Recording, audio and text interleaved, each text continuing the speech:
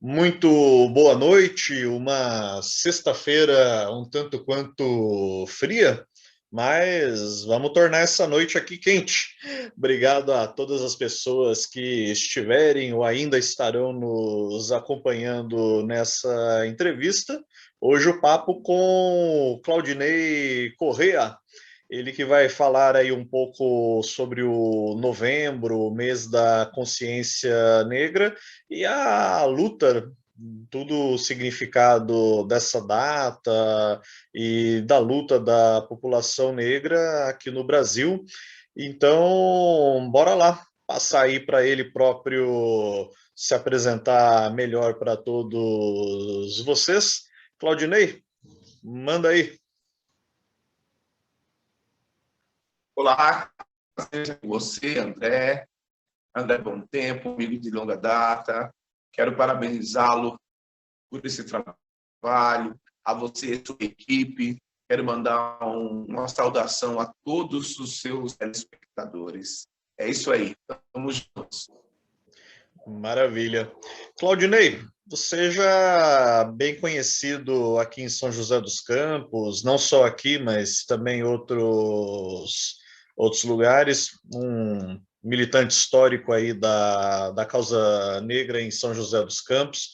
Ah, esse mês, né, novembro da consciência negra, para aqueles que ouvem, né? Tem aí a semana, o dia do feriado, se bem que aqui em São José oficialmente não tem. Ah, qual que é o significado dessa data, né? Para a gente falar aí para as pessoas que ouvem falar, mas acaba não entendendo direito, né? O porquê dessa celebração. O 20 de novembro, ele é uma data histórica. Ela nasce da força da organização do movimento popular, movimento negro. Ela se desperta no Rio Grande do Sul, com um coletivo liderado por professores e jornalistas, e nos anos 70. E na década de 70, dentro de um processo no Brasil estava dentro do militarismo, ao despertar por essa data. Essa data é resultado de estudos de intelectuais, em especial intelectuais negros, aonde se descobre que Zumbi dos Palmares, que é homenageado nessa data, ele foi assassinado em 20 de novembro de 1695, no Quilombo dos Palmares, na Serra da Barriga, situada hoje no estado de Alagoas. Então, a data, ela simboliza o Dia Nacional da Luta Antirracista, em homenagem a um líder brasileiro que defendia a liberdade das pessoas, que defendia a Constituição de família, que defendia um Brasil justo e igualitário. É a única data pela qual o Brasil celebra um herói brasileiro. A única data, hein? Faz a gente pensar bastante a respeito. O 20 de novembro ele é resultado de várias organizações. O que nós temos que enfatizar é que Zumbi pregava o quê? Direitos, a luta por direitos, a empatia. Ele fazia com que as pessoas entendessem que não era legal pessoas serem escravizadas. Palmares já era uma independência em 1695, aonde as pessoas, os seres humanos, negros e não negros, viviam de forma respeitosa, harmoniosa, lembrando que nos quilombos brasileiros eram territórios que, na sua grande maioria, tinha lideranças negras no comando, porém não era habitado apenas só por negros. Os quilombos brasileiros, assim como as nossas palafitas, assim como as nossas comunidades, as nossas favelas, os nossos CDHUs, as nossas Minha Casa Minha Vida, nós temos a nossa periferia, nós temos todos os tipos de pessoas residindo nesses lugares, mas, na sua grande maioria, os afrodescendentes. Perfeitamente. E, Claudinei, como você vê a questão propriamente do racismo e da luta antirracista hoje? Vamos pegar aqui mais na nossa realidade, né, em São José dos Campos, mas no Brasil de uma forma geral, que sabemos que os índices, e não é nem preciso de índices, né? É só olhar aí o nosso cotidiano, a gente sabe que a coisa é um pouco não, né? É muito delicada, né? Existe um paradoxo quando nós discutimos a questão do movimento da luta antirracista no Brasil, né? Nós vivemos isso de fato. Nós temos uma consolidação de leis bacana. O Brasil é, sem sombra de dúvida, um dos países onde você tem a maior garantia de leis. Porém, essas leis não são cumpridas, não são executadas, né? Há todo um esfacelamento dentro do aspecto do cumprimento legal das leis em defesa dos direitos humanos, se tratando de pessoas negras em territórios brasileiros. Eu acredito muito na força do coletivo. Nós tivemos alguns levantes nesses últimos anos provocado por ondas internacionais.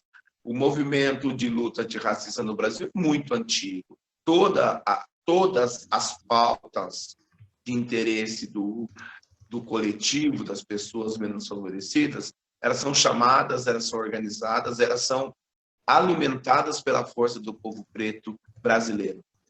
Porém, o desfrutar dessas lutas não representa esse esforço de luta. Agora, nesses últimos anos, nós tivemos algumas consolidações, entre elas, de 2012, com a confirmação das políticas de cota, como a programação, a elaboração do Estatuto da Igualdade Racial, a aprovação do Estatuto da Igualdade Racial. Houve toda uma movimentação e crescimento de empoderamento dessas pessoas, né? Há todo um fator favorável.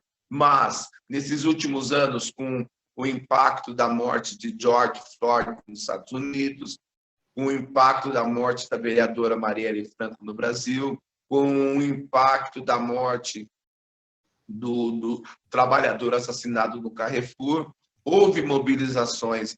E quando há mobilizações, há o resultado dessas mobilizações. E o resultado dessas mobilizações após essas tragédias, lembrando que a cada 23 minutos no Brasil, um jovem negro é assassinado, as coisas começam a ser construídas de outras ferramentas. Hoje nós temos uma frente brasileira, na sua grande maioria por mulheres negras, pós-morte de Marielle. Há um movimento geopolítico de interesse de construções de bancadas que defendem o interesse da luta antirracista em crescimento no Brasil.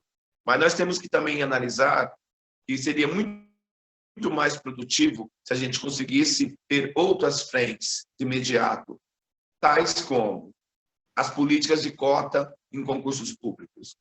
Nós precisamos equiparar o mercado de trabalho. O mercado de trabalho é o termômetro da desigualdade. E quando nós olhamos o espelho de todo o Vale do Paraíba, agora um debate mais regional, que nós temos o Vale do Paraíba e analisamos o corte de valorização da mão de obra pelo quesito raça, cor, nós temos um grande abismo ainda a trilhar. Nós precisamos destruir essa pirâmide de desigualdade e colocar as pessoas em pé de igualdade. Só para a gente refletir, a cidade de São José dos Campos, que é o símbolo macro-tecnológico do Brasil, nós temos apenas 3% de pessoas pretas trabalhando nas instituições bancárias, nas instituições públicas ou autarquias públicas, apenas 3%. Quando nós fazemos o corte no comércio dessas cidades do Vale do Paraíba, esse número são de 7% a 12%. Isto é o espelho do que nós temos ainda a conquistar, uma desigualdade imensa, imensa. Nesses últimos 2 anos que nós estivemos mergulhados numa pandemia, os números eles mostraram essa desigualdade. 70% de quem morreu de Covid no Brasil foram pessoas pretas e pobres. E isso é muito alarmante. Esses números precisam ser analisados, tabulados, em cima disso se construir políticas públicas para reverter isso. Nós vivemos numa cidade onde nós temos alguns polos de cultura. Nós podemos citar a cidade litorânea do litoral norte. Nós temos a cidade de Aparecida, que é símbolo de uma fé, porém, de uma fé de santidade negra, de Nossa Senhora Aparecida, que tem todo um simbolismo da Mãe Preta brasileira, de São Benedito. E só para nós analisarmos friamente, a cidade de Aparecida, num ranking de 60 cidades que tem a verba extraordinária para se tornar instância turística, ocupa, lamentavelmente, a 55ª posição nesse ranking. Ou seja, não há números assim alarmantes. E isso acaba impactando direto a discussão interracial em relação ao comércio e renda dentro desses municípios. No Vale do Paraíba, nós temos toda uma vocação para a tecnologia, para a inovação, porém, há uma invisibilidade do intelectual negro. Vamos analisar algumas cidades. Você tem a cidade de São José dos Campos, onde há mais de 20 anos você não tem sequer um homem ou uma mulher preta ocupando o cargo de primeiro escalão do Poder Executivo. A representatividade da população preta dentro do judiciário das cidades do Vale do Paraíba é quase que nula. E isto precisa ser dialogado, discutido e revertido. Agora, como você se reverte em uma situação de tanta desigualdade? São com aplicações de políticas públicas. Precisamos construir ferramentas e nós apresentamos alternativa. A cidade de São José dos Campos, há mais de 15 anos que o coletivo que eu faço parte, que é a Afro Norte, a Associação dos Afrodescendentes do Vale do Paraíba, nós buscamos de maneira educada, que nós acreditamos no poder da articulação, da educação, da formação, dentro de uma cultura de paz e de bons relacionamentos. Que a cidade implemente políticas públicas.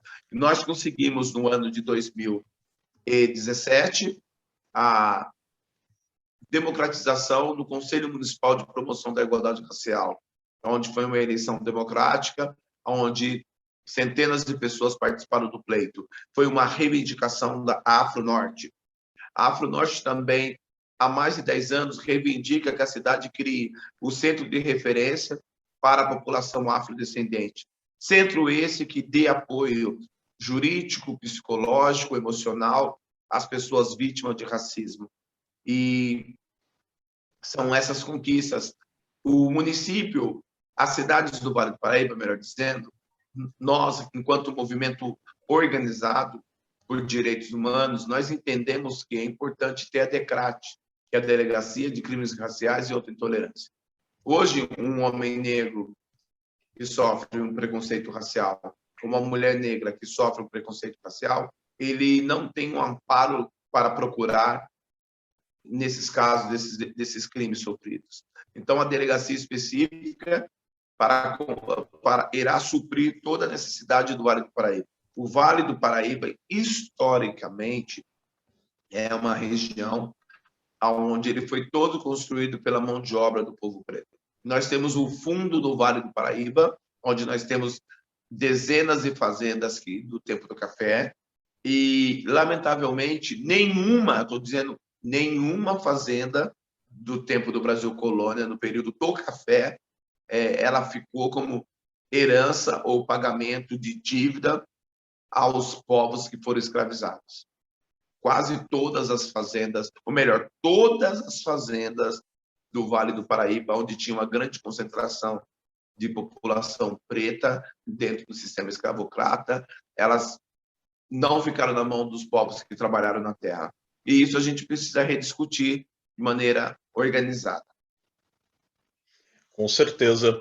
Claudinei, várias coisas que você aqui citou, né, nessa sua última fala, e já foi conversado tanto com você quanto outras pessoas que estudam e lutam nessa causa. Eu vejo muitos historiadores que dizem que, claro, houve uma conquista de fato em se combater a escravidão, afinal de contas, evidentemente ninguém merece ser escravizado, mas o grande problema no Brasil e outros países, né, é que se combateu a escravidão, mas não se combateu o racismo. Você vê um pouco dessa forma? No Brasil, nós temos alguns fatores que só prejudicam esse olhar. Primeiro, que o Brasil foi o último país do mundo a abolir o sistema escravocrata. Ponto.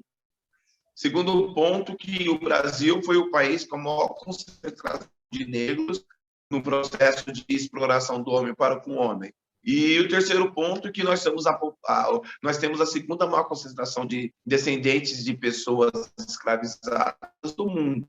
O Brasil tem hoje a segunda maior concentração de pessoas pretas fora do continente africano, perdendo apenas para o país da Nigéria. E nós temos, sim, nós temos opções, nós temos estudado muito e apresentamos algumas alternativas. Nós construímos, desenvolvemos um projeto chamado Novo Olhar. A ideia do programa Novo Olhar, ele tem como mecanismo, como eixo central, potencializar ferramentas auxiliando na desconstrução do racismo estrutural existente nos órgãos públicos. Nós temos que partir pela lógica que o poder público é para todos. Então, nós precisamos desestruturar o racismo estruturado. Agora, como nós vamos fazer isso? Com a construção de um conjunto de ações partindo da autoanálise do indivíduo e reproduzindo no coletivo sobre os impactos do racismo. O programa Novo Olhar, a gente busca, nós buscamos alguns valores. O primeiro é um programa pautado na moral do indivíduo, para poder reproduzir no coletivo. Primeiro ponto, orientar o agente público sobre a temática histórica do racismo, preconceito e discriminação. O segundo ponto, construir ações lúdicas para reverter ações racistas. Terceiro ponto, impactar o agente público sobre a desconstrução do olhar da discriminatória sobre o cidadão. Por exemplo, a Guarda Municipal.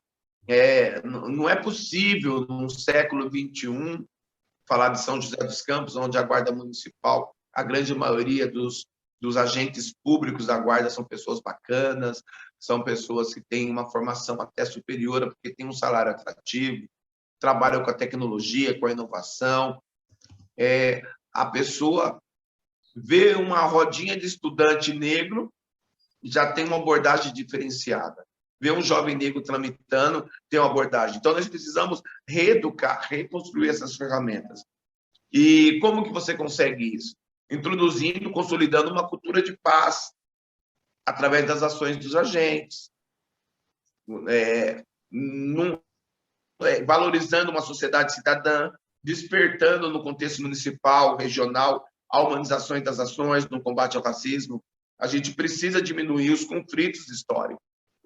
Nós não podemos concordar que uma guarda municipal ela olhe para o negro como um elemento sempre de descritivo, sempre como elemento suspeito, quando ela não sabe o que o indivíduo está falando e fazendo. E quando ela sabe o que o indivíduo está fazendo, ela age com a brutalidade. Aí nós temos inúmeros casos. O mais recente foi de Osasco, aquele jovem haitiano que estava vendendo um tênis e ele foi brutalmente espancado por mais de 10 guardas municipais porque ele não entendia a linguagem do guarda, uma questão também de interpretação. Ele é haitiano, ele fala fluentemente o francês, ou a linguagem dentro do dialeto dele, e aí ele não estava entendendo, ele foi espancado em praça pública, agora, 60 dias atrás, na cidade de Osasco. E isso não é só em Osasco, isso é uma prática. A gente está vivendo hoje com a inovação, então, todo dia surge um fator novo nas redes sociais, porque as pessoas estão despertando. A população brasileira não está mais aceitando o racismo pacificamente. As pessoas estão reagindo. E nós precisamos construir esse movimento para com que o racista pague pelo crime de racismo, seja ele privado ou público. O fator histórico da população negra ter sido, mesmo depois de libertada, colocada à margem da sociedade e, consequentemente, não podendo participar ou crescer enquanto cidadão, enquanto consumidor, isso também é raiz do que, ou pelo menos parte da raiz desse problema que a gente ainda tenta combater hoje em dia? Olha, na verdade, são alguns fatores que a gente precisa ter um diálogo de maneira muito mais plural. Nós temos um grande conflito que é a questão da valorização da mão de obra do povo preto. Há todo um conceito histórico que o negro ele foi escravizado, então ele tem que ganhar menos. Isso nós estamos falando nos dias de hoje.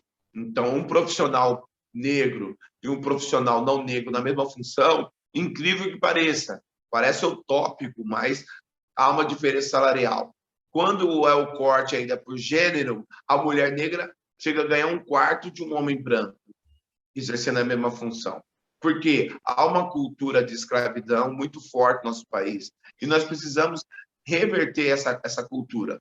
Quando a gente dá o peso de igualdade salarial às pessoas, automaticamente a gente reequilibra o poder de compra e reequilibra as economias do Brasil. Nós estamos falando de 56% da população e nós não podemos nos apegar a exemplos meritocratas, como alguns tentam, né?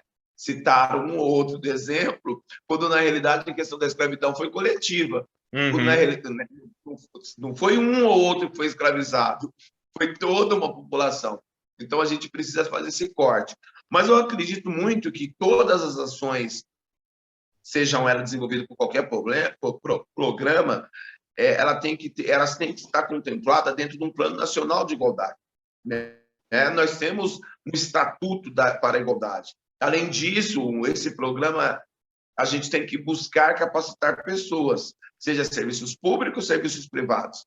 E nos dias de hoje, nós estamos percebendo que o poder privado, ele começa a perceber que há uma movimentação econômica, isso provocado também pelo crescimento econômico de um perfil da população, e aí nós estamos falando da juventude preta, que começa a ter poder de compra, e aí há um mercado de publicidade que começa a dar voz para essas pessoas, e hoje elas passam a ter, hoje tem quase 1 trilhão, é o valor exato, aproximado, do dinheiro só da população negra do Brasil que empreende. Então, é muita gente empreendendo. Agora, nós temos que entender que o empreendimento também, que o empreendedorismo, ele tem dois olhares. Ele pode ser visto como uma ferramenta de não valorização da mão de obra, né, legal, e também ele pode ser visto por outro ângulo, são pessoas que ficaram à margem do emprego de carteira assinada e restou empreender. Mas vem numa crescente muito interessante. Mas o grande ponto mesmo a discutir é a questão da gestão. E nós, com esse programa Novo Olhar, nós temos uma gestão toda ela que busca a equidade. Se a gente não buscar a equidade através de deixar o servidor com uma equipe totalmente qualificada na temática racial, esse servidor público ele não vai proporcionar políticas públicas. Você vai chegar com a criança, você vai chegar numa fila de um OBS e você vai fazer um exame na hora de você fazer seu cadastro no SUS, o profissional que está te atendendo não vai colocar que você é uma pessoa preta para você ter depois uma tabulação e criar as políticas públicas. Então, você precisa ter profissionais em todos os setores, qualificados. E para você qualificar essas pessoas, precisa de vontade política. Agora, para você movimentar a vontade política, você precisa dialogar. Por exemplo, a cidade de São José dos Campos, agora, na próxima semana, depois de 15 anos de mobilização popular, incluindo vários coletivos, e você conheceu vários que passaram pelas bancas por onde você trabalhou, entre eles, esses coletivos, eu posso aqui citar alguns que você me permite, eu posso falar da CONEM, da Coordenadoria Nacional das Entidades Negras, que tem o Fabrício Camilo como uma referência, Conheço. E sempre está batendo na questão da igualdade racial, um exemplo. Temos a Rosa Miranda também, junto ao Instituto que ela coordena. Temos outras pessoas, nós temos o advogado Christian, que foi presidente da Comissão de Igualdade Racial e da Comissão da Ordem dos Advogados. Pessoas essas que estão há anos, a Afro-Norte, que hoje a cidade ela tenta colocar em prática através de um projeto de lei de um vereador, se você me permite dizer o nome dele, quero até parabenizá-lo, o vereador Fábio Zagueiro. Ele foi muito sensível e entender que é a importância de você ter um departamento específico para cuidar desses conflitos históricos. Mas essa sensibilidade vem porque ele é negro. Ele sendo negro, com certeza, ele consegue ter mais um entendimento e construir esse sentimento reproduzindo em lei. Então, o que falta para o negro no aspecto geopolítico é você ter representatividade. É um absurdo a gente estar falando, por exemplo, de São José dos Campos, você não ter um secretário negro ou uma secretária negra. E não estou falando do governo atual. Estou dizendo que faz 20 anos que não tem, no primeiro escalão, alguém com o meu perfil retinto, você não tem. Então, isso você acaba travando as políticas públicas.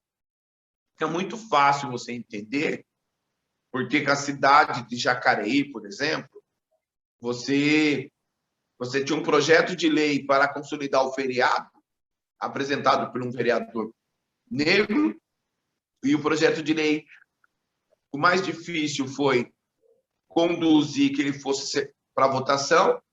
Ele vai para votação e quando você vai votar, você percebe que ele não passa. E quando você pega o espelho de quem vota contra, você percebe que pessoas,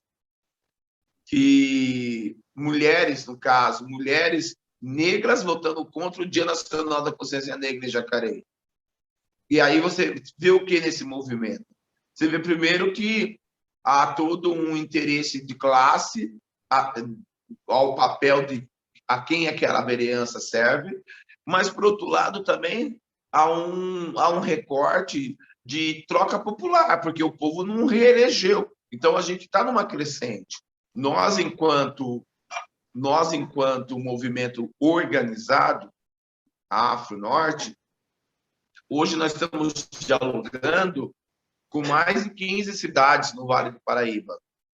Em todas essas cidades, nós temos grupos organizados, nós temos parceria, e essas parcerias, elas só nos fortalecem.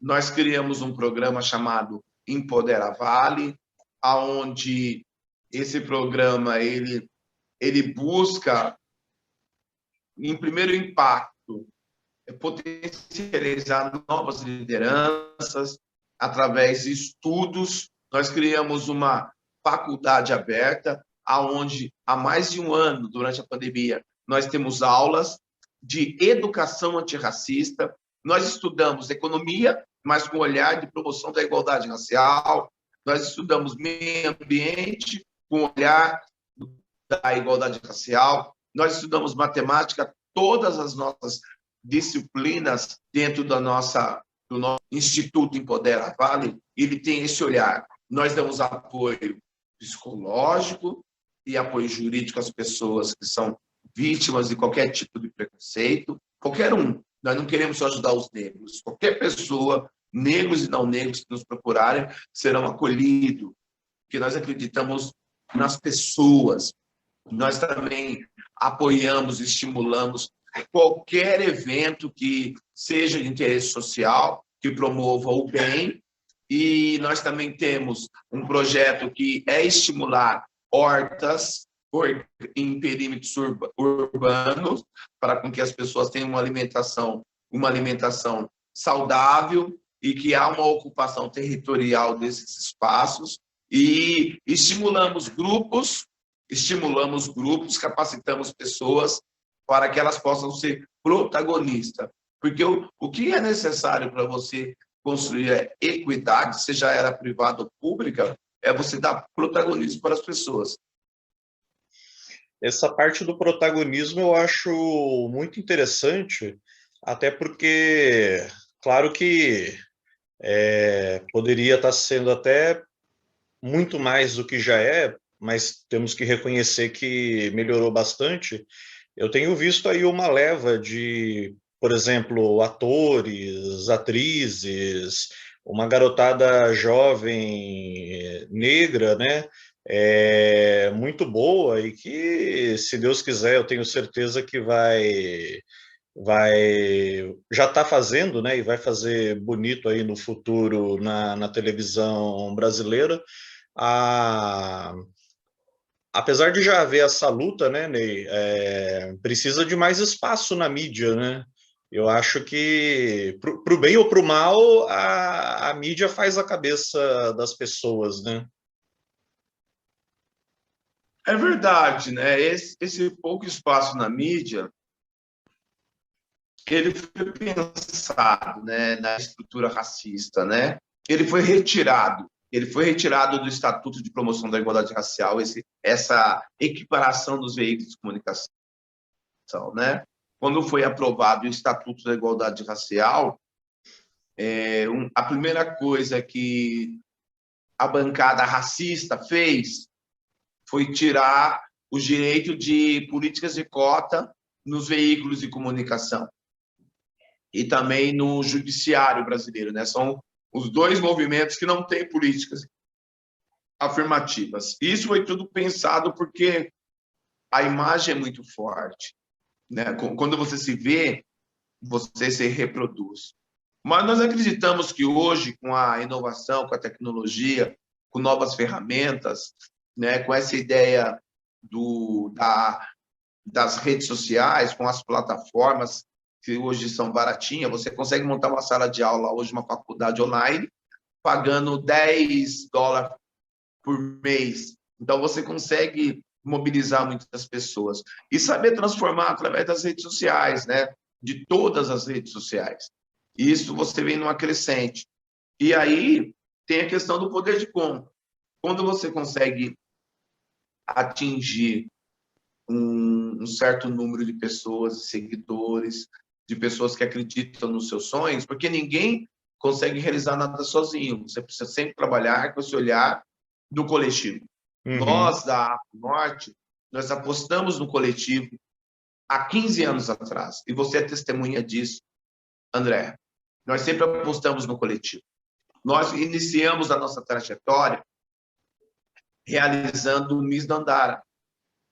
E o Miss Dandara, ele nada mais é do que um encontro de famílias negras e não negras que tem como objetivo central empoderar jovens negras. Mas qual o perfil de jovens? Essas jovens que não têm condição de participar de outros desfiles. Nossa cidade tem desfiles maravilhosos temáticos, né? Com certeza. Nós podemos aqui ficar até amanhã falando de eventos temáticos, mas é sempre um público favorecido, que pode pagar uma inscrição, Uma que tem produção. acesso à informação. O Miss Dandara, não. O Miss Dandara, nós sempre buscamos aquelas meninas, em especial público feminino, que estão mais distantes dessa realidade. E aí, nós apostamos em 3 aspectos. A formação, que é importantíssimo você formar, a interação entre as pessoas e a construção da rede, porque as pessoas se falam. E aí, qual que é o resultado do Miss Dandara? Hoje, em qualquer esquina da periferia de São José dos Campos, você tem uma liderança feminina consciente, politizada e reproduzindo excelência, que é fruto do Miss Dandara. Então, hoje nós temos em cada lugar da cidade que você for, você perguntar do Miss Dandara. E o legal que o Miss Dandara, por se tratar de um desfile feminino, ele não tem a cultura da exposição do corpo da mulher, porque ele valoriza o quê? Alguns aspectos. Primeiro, que o nome já diz, Dandara, que é o aspecto da valorização da mulher negra no aspecto cultural, histórico, da autoestima. O segundo, que o visual, o look, eles são roupas de gala espelhada ou confeccionada por artistas, por estilistas dentro de uma moda africana. E a outra moda, o Miss Dandara, são looks produzidos pela família das participantes. Sabe, o brechó chique. Então, aí você discute economia criativa, questão de baixo consumo, questão ambiental, tudo dentro do evento. E nós fazemos isso como? No coletivo. Nós fazemos isso no coletivo. O Miss Dandara é um evento feito pelas pessoas. Nós nunca tivemos o dinheiro público inserido no Miss Dandara. É sempre a organização da comunidade, porque aí você desperta as pessoas e você, nessa mobilização coletiva, você cria vínculos, você cria afeto, você cria amor, e aí as coisas vão acontecendo naturalmente. Nesses últimos 2 anos da pandemia, nós não tivemos o Miss Dandara, porque nós respeitamos as vidas, né? Nós entendemos que sem vida, doente ou sem vida, a gente sempre precisa respeitar esse parâmetro. Uhum. Mas nós nos organizamos e a Afro-Norte, em parceria com outros coletivos, nós realizamos distribuição de cestas básicas, nós atingimos uma marca histórica, contemplamos mais de 10 mil pessoas em territórios no Vale do Paraíba, Caramba, com algum tipo de ajuda. 10 mil famílias foram beneficiadas, ou seja, com cesta básica, ou seja, com algum tipo de medicamento, ou seja, com alguma cartilha educativa, ou com alguma roupa em bom estado, porque nós criamos uma rede de mobilização e trabalhamos. Durante a pandemia, nós construímos uma ducha solidária, e onde a mão de obra dessa ducha foi feita pelos nossos meninos, pelo meu filho Jefferson, aquele que superou o trauma do racismo do calçadão, pelo Paulo, pelo Célio, a gente dando toda a mentoria para eles, nós fizemos uma ducha, onde nós colocamos ela na rua, para levar um mínimo de dignidade para os nossos irmãos em situação de vulnerabilidade nas ruas de São José dos Campos e do Vale do Paraíba. E qual o resultado dessa ducha? Nós despertamos no poder público que esses moradores e essas moradoras em situação de vulnerabilidade também são gente, também são nossos irmãos.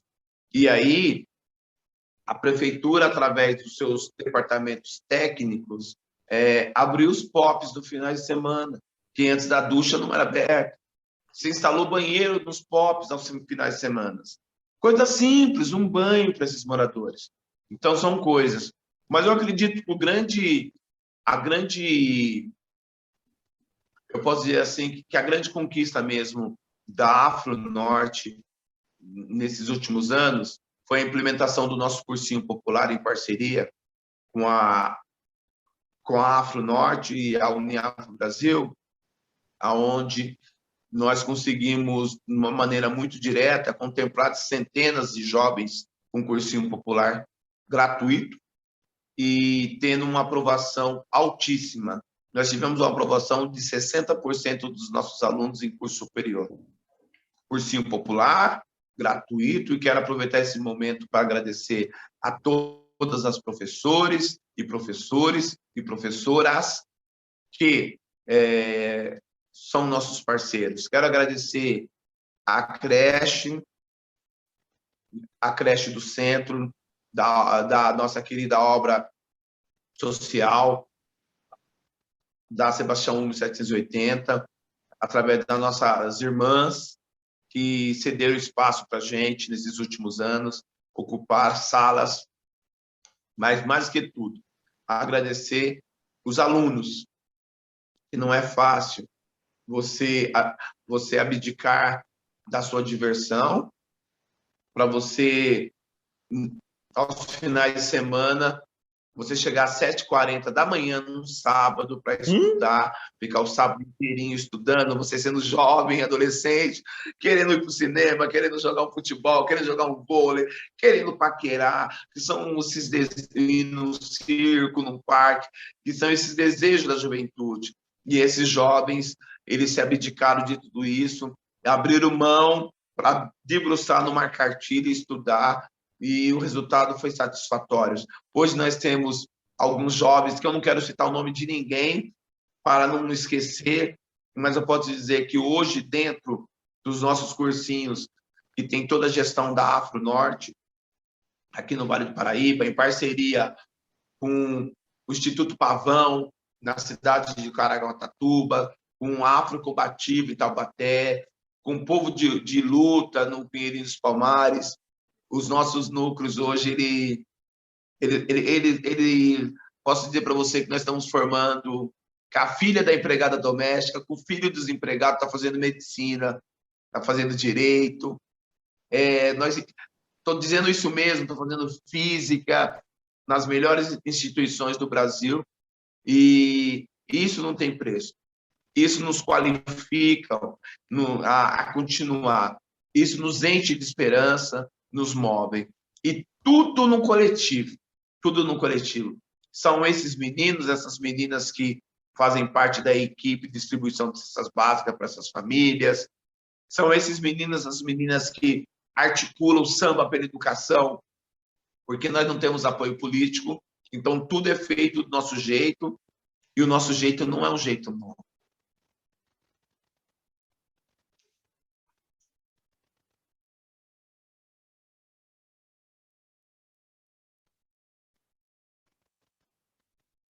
Nós tentamos cumprir o que os nossos antepassados faziam, que era compartilhar, que era ter empatia, que era dividir o pão, como pede a oração de São Francisco. Amar e ser amado, pois é dando que se recebe. E nós estamos hoje colhendo esses frutos desse trabalho construído coletivamente. E é muito bom tudo isso que você traz, Claudinei, porque eu não vou citar aqui, evidentemente, pessoas, lugares, nem nada, mas a gente sabe, é visível, até já em algum momento convivemos, né? Vimos pessoas que, até pelas dificuldades, pelos preconceitos, pelos diversos bloqueios aí, no meio do caminho, acabam, vamos dizer assim, desistindo, né? Desistindo de oportunidades, e na verdade tem que mostrar que tem caminho, né? Tem que mostrar que, por mais que não seja, na maioria das vezes, fácil, mas dá para seguir por outra linha, né? Sim, existem várias alternativas. Eu respeito todos os caminhos. né? Eu tive uma mudança muito viril em minha vida, mas eu não posso se pautar só pela minha vida, eu não posso ser egoísta. Eu preciso ver o todo. Eu preciso viver de fato a filosofia Ubuntu. Eu preciso ter esse sentimento que as coisas têm que estar bem, não só para o Ney, mas para todos que estão em torno, para todos que possam. E dentro dessa filosofia Ubuntu, que eu aprendi, que eu aprendo todos os dias, eu tive uma mudança drástica na minha vida. Quando eu sofro racismo com meu filho, quando meu filho está comprando um par de tênis, no calçadão econômico em São José dos Campos, com poder de compra, e mesmo assim, através da citação da guarda, e a guarda faz o comunicado para a polícia, como elemento suspeito, e nós vencemos um racismo. Nós vencemos um racismo, mas nós vencemos um racista, que foi o agente público daquele momento. Mas nós precisamos vencer o racismo. E para vencer o racismo, nós precisamos investir muito na educação antirracista.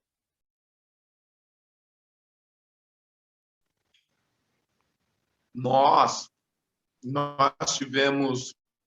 construímos um projeto onde nós damos formação, ensinando as pessoas como agir em caso de racismo.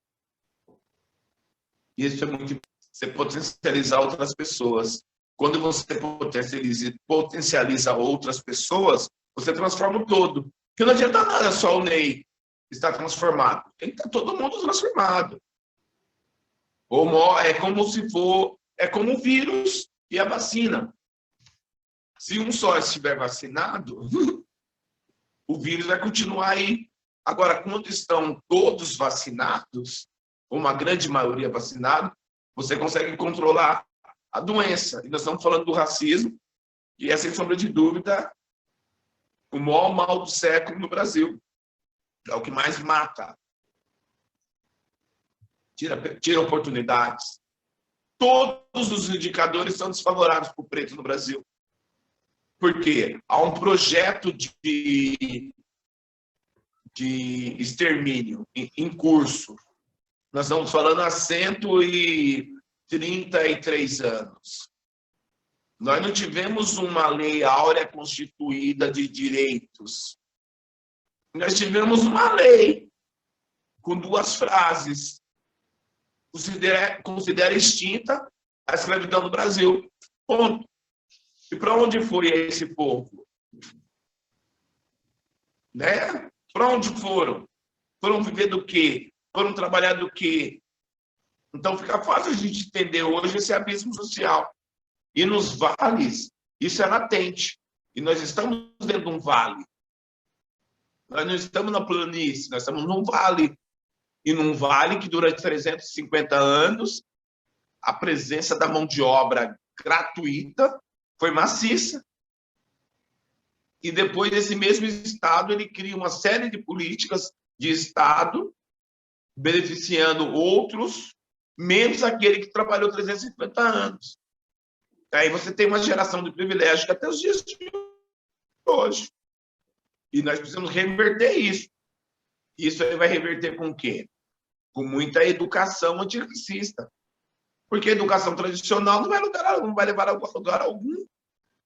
A educação tem que ser uma educação antirracista. Agora, quem vai aplicar a educação antirracista?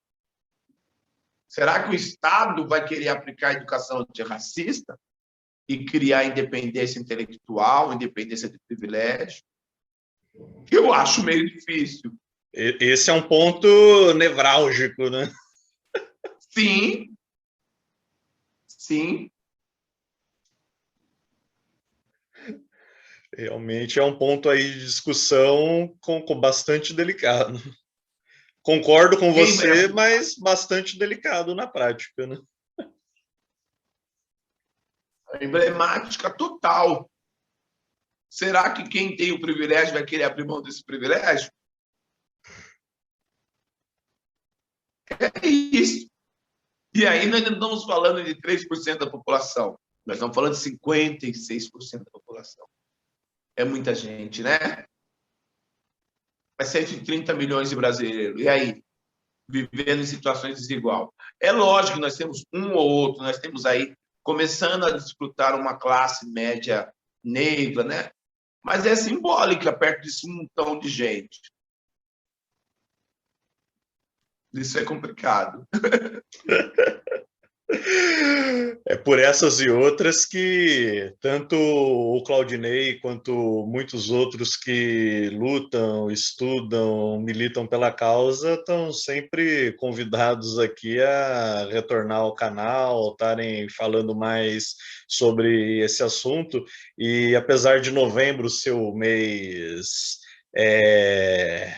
mais emblemático da causa, né? Mas uma causa que tem que ser discutida diariamente, todo momento, até mudar essa realidade, né? Sim, eu quero aproveitar esse momento para convidar os seus telespectadores, os seus ouvintes, pessoal que está aí na telinha.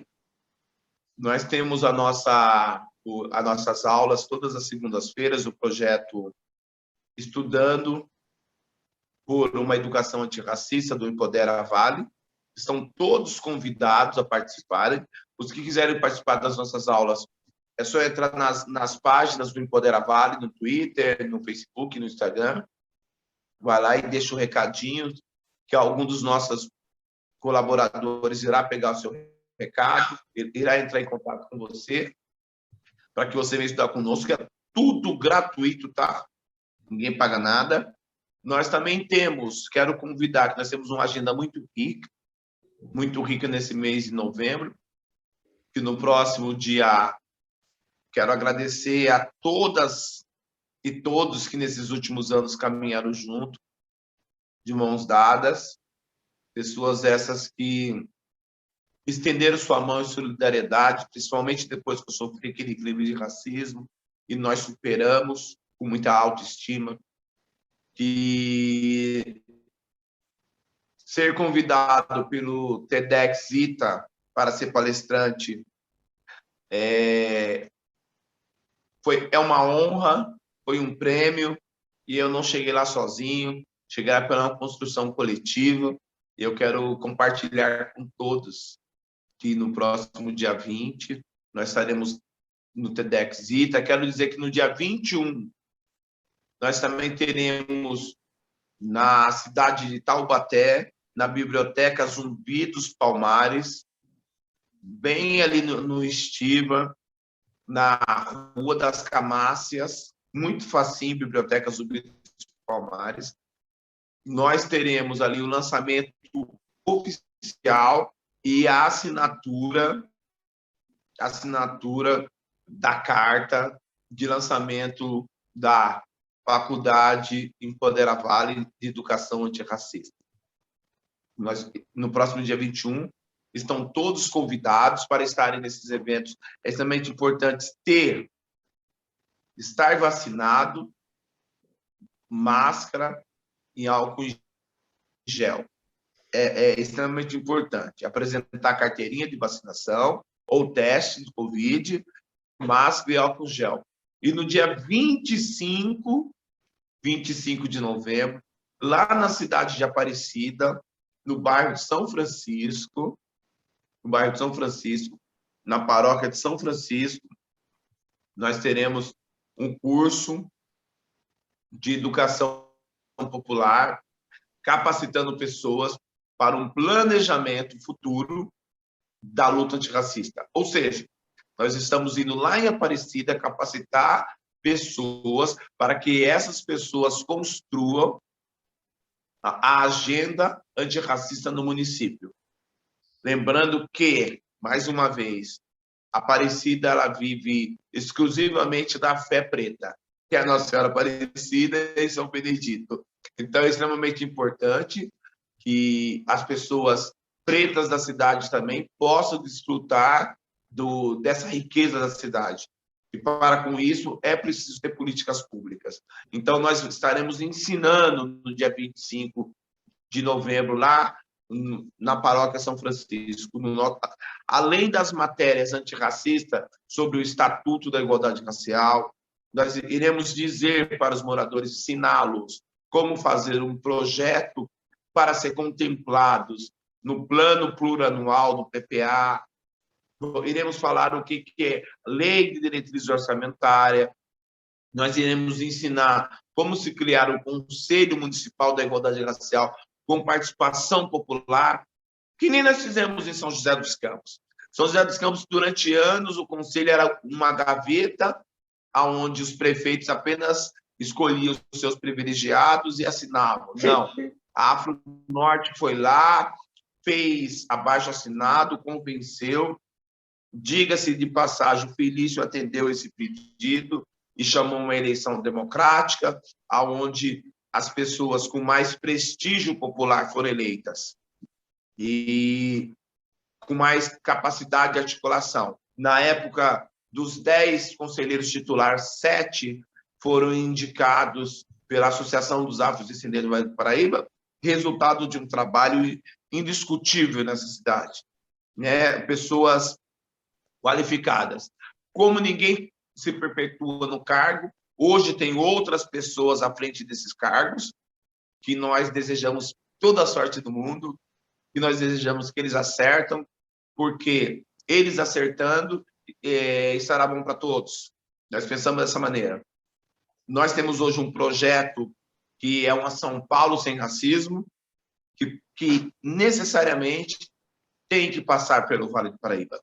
O Vale do Paraíba é, sem sombra de dúvida, a região mais importante do estado de São Paulo, o eixo que liga São Paulo, Rio e Minas Gerais, desse triângulo histórico.